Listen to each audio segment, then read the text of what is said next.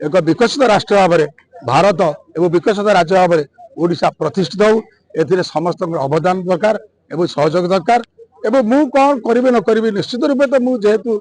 यही वर्ग भितर लोक वर्ग आगे जावाई चेष्टा करी एवं अतीत दिन में जो 2000 मसीह मु एमएलए थी प्रथम Odisha SC ST MLA council माने जो एडवाइजर कमिटी अच्छी तार मेंबर थे एवं आमर जो धीवर केउट कैबत जो मत्स्यजीवी भाई मान अच्छा से आमर बीजेडी बीजेपी मिलित सरकार थिला एवं केंद्र में वाजपेयी सरकार थिला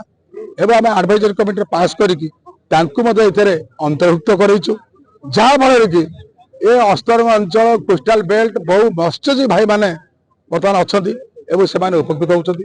एवं केंद्र सरकार एवं राज्य सरकार योजना रे मत्स्यजीवी मान विकास पाई बा समुद्र कूर विकास पाई एवं पर्यटन वृद्धि पाई एवं रास्तार गमनागमन सुविधा पाई अनेक अनेक व्यवस्था कराऊँगी तेणु से निश्चित रूप सामिल हो अस्तरंग सब मान निश्चित रूप पहुंचू उपस्थापित करेबू एवं विशेष कर अस्तरंग जो और आरंभ होमर पाठ पढ़ी और आरंभ अस्तरंग हूँ प्रथम अक्षर तेणु काकटपुर विधानसभा निर्वाचन मंडल एवं होल ओडिशा रे अस्तरंग विकास मोदी जो लक्ष्य पूर्व उदय रोज विकास उदय से अस्तरंग उदय निश्चित रूप हम ए सन्देह ना तेणु भाई मान जो आशा भरोसा आकांक्षा देकी मत आज संबर्धित करियो मु विधायक भाव में हारी जाइए किंतु मु उपलब्धि आज करते संख्यार विपुल भाव में काकटपुर अस्तरंग कोणार्क गोप नयाद ये समस्त अंचल मत बहुत संबर्धना दौरान माने से समय 2024 मसीह लड़ी करूली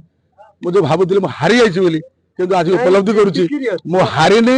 मु जीति मोर सरकार जीति तेणु निश्चित रूपे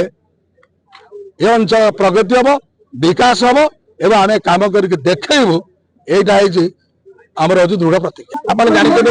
2024 बीजेपी प्रार्थी बाईधर बाबू कैंडिडेट होकर हारी हारिला पर से गोटे कथा कहते आम लोक सांगे रहा जेहेतु आम सरकार आसी लोक सांगे रही कम कले लोक मैंने निश्चित उपकृत है मोर जो परिश्रम कर सार्थक हम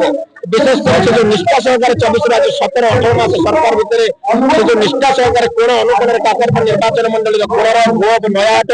काकटपुर अस्तर गुरु लोक सुविधा सामिल होती जापरी राज्यर लोकप्रिय आमर जो सभापति मनमोहन सामल मोर्चार सभा राज्य सभापति मनोनीत कर एससी जो मोर्चार सभापति होगा सरकार बीजेपी सरकार थी काकटपुर निर्वाचन मंडल एससी लोक उन्नति हम विशेषकर कैबर्त मास जो आम बेहरा लोक जो मैंने मत्स्यजीवी मान उन्नति से बेसी निष्ठा कर बेसी कम करी या द्वारा ओडिशा नेतृत्व में एससी मान आगे बढ़ी जी आम जगन्नाथ पाखे प्रार्थना।